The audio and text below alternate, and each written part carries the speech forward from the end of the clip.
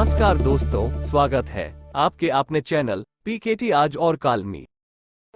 समंदर के अंदर दफना एक रहस्य, इतिहास के पन्नों में दर्ज एक ऐसी दुखद घटना जिसने पूरी दुनिया को हिलाकर रख दिया। ये घटना उस जहाज की है जिसे सदी का सबसे बड़ा और कभी ना डूबने वाला जहाज कहा जाता था। नाम RMS टाइटैनिक। 1200 दिनों में बना ये जहाज टाइटैनिक महज 2 घंटों में आखिर कैसे और क्यों डूब गया। ये घटना है 10 अप्रैल 1912 की। वो दिन जब दुनिया का सबसे बड़ा, महंगा और लग्जरी जहाज अपने सफर का आगाज कर चुका था। जहाज पर तकरीबन 2000 पैसेंजर सवार हो चुके थे और लाखों लोग टाइटैनिक को अलविदा कहने के लिए बंदरगाह पर खड़े थे। लेकिन ये कोई नहीं जानता था कि वो लोग टाइटैनिक का पहला और आखिरी सफर देख रहे हैं। अनसिंकेबल शिप, यही नाम दिया था इसे। और शायद इसी ओवर कॉन्फिडेंस के कारण टाइटैनिक को बनाने वाली कंपनी, कैप्टन स्मिथ और टाइटैनिक के क्रू मेंबर्स ने कुछ ऐसी गलतियां की जिसने हजारों लोगों को इस हादसे का शिकार बना दिया। द रिसर्च में आपका स्वागत है। 19वीं शताब्दी की शुरुआत। उस समय जर्मन और ब्रिटिश में बड़े जहाजों को बनाने की होड़ लगी हुई थी।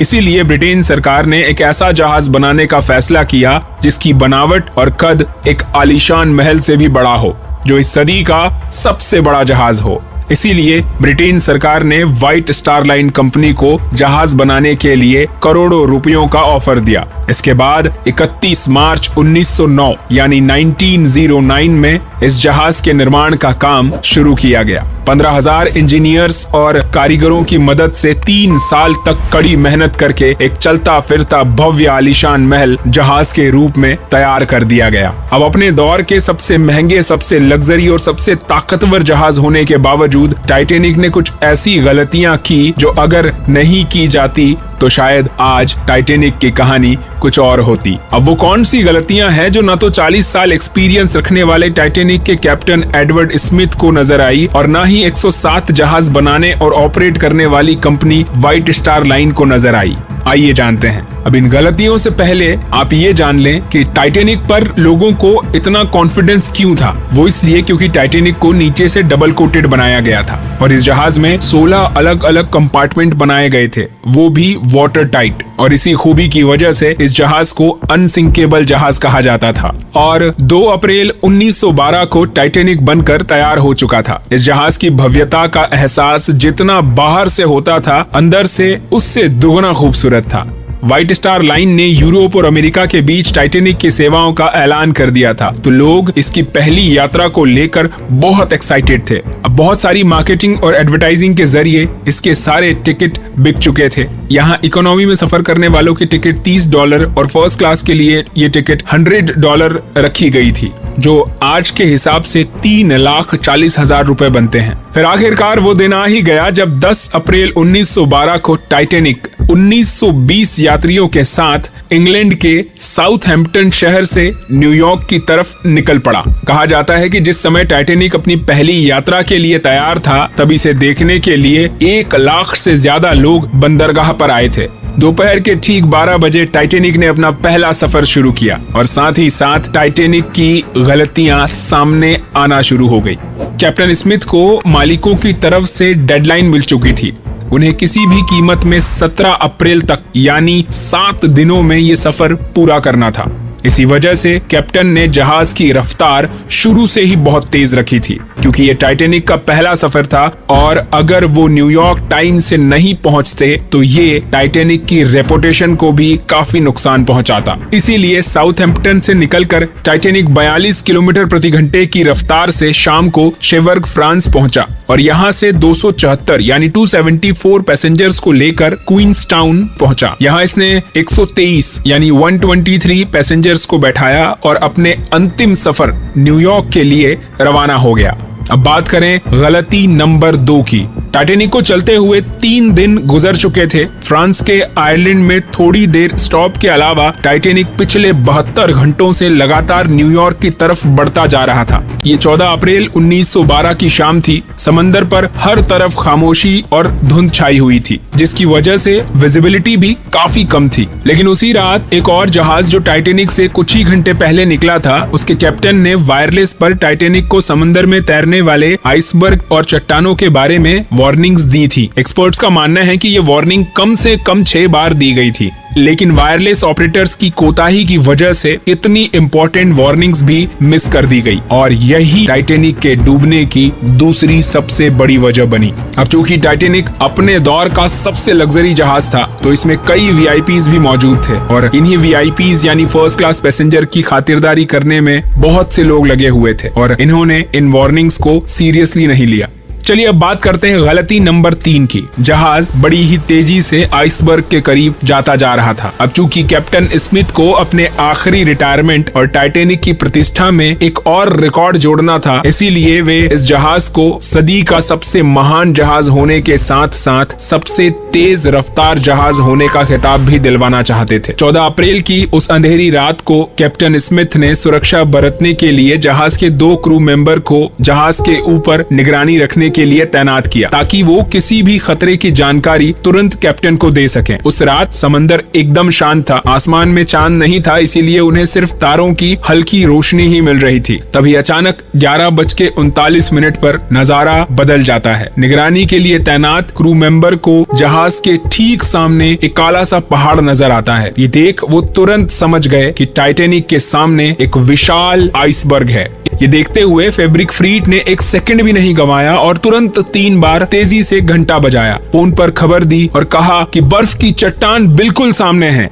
अब चूंकि जहाज के पहरेदार अलर्ट थे, जो किसी भी आइसबर्ग के बारे में जहाज के कैप्टन को बताते थे, लेकिन दूर तक देखने के लिए उनके पास एक चीज नहीं थी और वो थी दूरबीन। अब बिना दूरबीन के इस कोहरे और धुंध में वो ठीक से दूर तक देख नहीं पा रहे थे और यही टाइटैनिक की तीसरी सबसे बड़ी गलती थी। पहरेदार के इंस्ट्रक्शन सुनते ही सारे अफसर जहाज को मोड़ने की कोशिश में लग गए। अब अचानक हुए डिसीजन से कैप्टन ने टाइटैनिक को उस बड़े आइसबर्ग से दूर ले जाने की सारी कोशिशें की, लेकिन अफसोस महज 1 मिनट बाद यानी 11:40 पर जहाज के राइट साइड का निचला हिस्सा उस बड़े आइसबर्ग से जा टकराया। बात करते हैं गलती नंबर 4 की, क्योंकि अटलांटिक ओशियन में अक्सर जहाजों को ऐसे कई बड़े बड़े आइसबर्ग का सामना करना पड़ता है, जिसको बड़े बड़े जहाज आराम से हैंडल कर लेते हैं। अब चूंकि टाइटैनिक तो अब तक का सबसे बड़ा जहाज था, तो शायद कैप्टन स्मिथ को भी यही लगा। बर्फ के चट्टान के सामने होने की खबर जैसे ही कैप्टन स्मिथ को लगी, उन्होंने सारे इंजन बंद करने का हुक्म दिया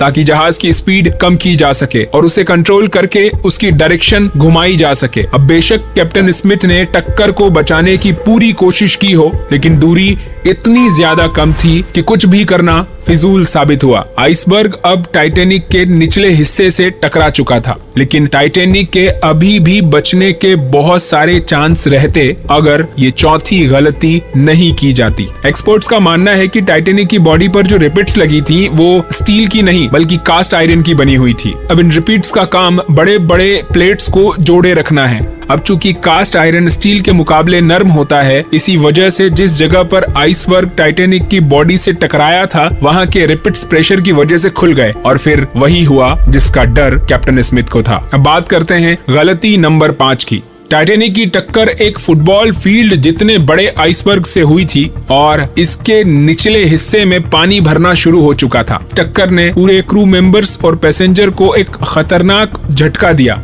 इस झटके ने सभी को आगाह कर दिया, साथ ही साथ जहाज में मौजूद टाइटैनिक के मालिक जोसेफ ब्रूस को भी। टाइटैनिक में टोटल 16 कंपार्टमेंट बनाए गए थे और इसका डिजाइन ऐसे बनाया गया था कि इसके 3 कंपार्टमेंट में अगर पानी भर भी जाए तो भी जहाज अच्छे से तैर सकता है।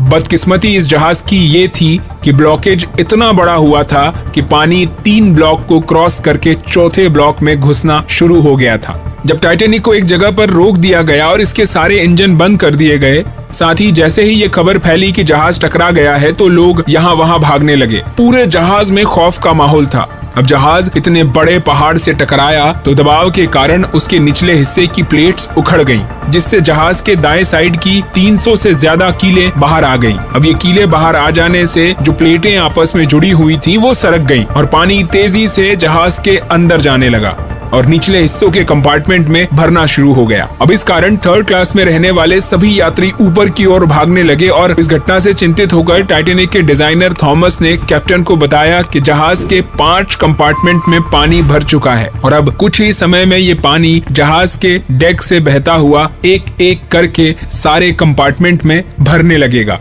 मतलब अब टाइटैनिक को डूबने से नहीं बचाया जा सकता। बस इसके बाद सारे लाइफ बोट्स को बाहर निकाला जाने लगा। अब चूंकि जहाज डूबने लगा था तो क्रू मेंबर्स जहाज की फिक्र ना करके उसमें मौजूद पैसेंजर्स को बचाने में जुट गए। कैप्टन स्मिथ ने रेडियो पर इमरजेंसी अलर्ट्स जारी किए और साथ ही साथ लाइफ बोट्स में लोगों को शिफ्ट करने का काम भी शुरू कर दिया। लेकिन इस मौके पर 5वीं गलती ने अपना काम दिखा दिया। जहाज में कुल 32 लाइफ बोट्स रखने की जगह थी, लेकिन कोताही की वजह से इसमें सिर्फ 20 लाइफ बोट्स ही रखी गई। पहले तो लोग भी ओवर कॉन्फिडेंस में थे कि इस जहाज का नाम ही अनसिंकेबल है तो ये कैसे डूब सकता है। इसलिए शुरू में तो लोगों को लगा कि टाइटैनिक नहीं डूबेगा। थोड़ा बहुत टक्कर की वजह से जरूर डेंट आया होगा, इसमें घबराने की कोई बात नहीं है और वो रिलैक्स थे। वहीं दूसरी ओर जैसे ही जहाज डूबने लगा तो अफरा तफरी का आलम मच गया। हर इंसान उन चंद गिनी चुनी कश्तियों में सवार होना चाहता था। समय हो रहा था रात के 12:45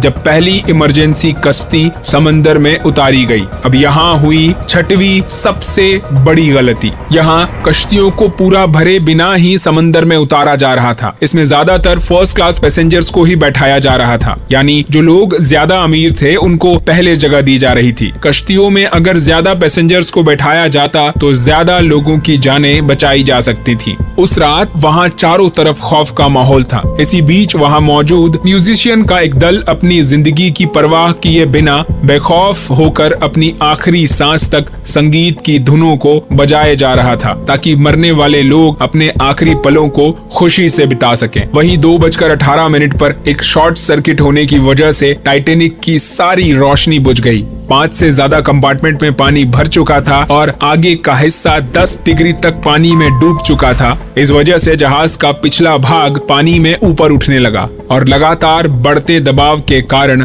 2:20 पर टाइटैनिक बीच से टूटकर अलग हो गया और मात्र 2 घंटे 40 मिनट में ये कभी न डूबने वाला जहाज अपनी पहली यात्रा में अटलांटिक महासागर की गोद में समा गया। और इस तरह 1500 से ज्यादा लोग अटलांटिक ओशियन के ठंडे पानी में डूबकर मर गए। इस पानी का टेम्परेचर -2 डिग्री सेल्सियस था। ये इतना कम टेम्परेचर है कि कोई इंसान इसमें ज्यादा से ज्यादा आधे घंटे तक जिंदा रह सकता है और उसके बाद हाइपोथर्मिया की वजह से उसकी जान जाना निश्चित है। मरने वालों का ऑफिशियल डेटा तकरीबन 1500 लोग बताया जाता है। इस जहाज में 1500 से ज्यादा लोगों की जानें गई हैं, वो इसलिए क्योंकि बहुत से लोग जहाज में अपनी जान पहचान वालों से सेटिंग करके फ्री में भी चढ़े थे। 2200 से ज्यादा लोगों में से करीब 710 लोगों को जिंदा बचाया गया। इसमें महिलाओं और बच्चों की संख्या ज्यादा थी। टाइटैनिक के डूबने से लेकर आज तक अलग अलग थ्योरीज सामने आती रही हैं। अब इसमें कोई थ्योरी इस घटना के लिए कैप्टन स्मिथ को जिम्मेदार ठहराती है, तो कोई टाइटैनिक की बनावट को,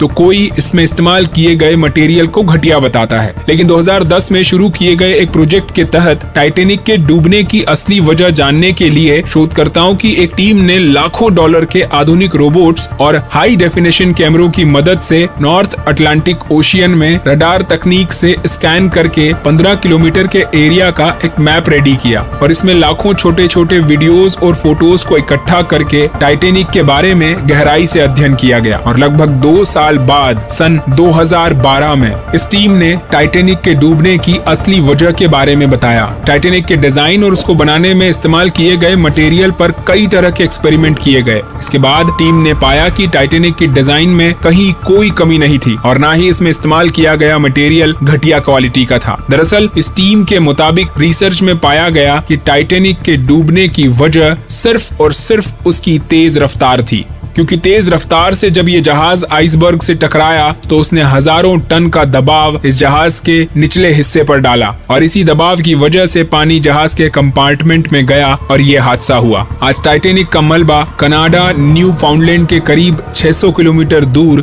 3800 मीटर नीचे गहराई में है। इसके दो अलग अलग टुकड़े एक दूसरे से तकरीबन 600 मीटर की दूरी पर मिले।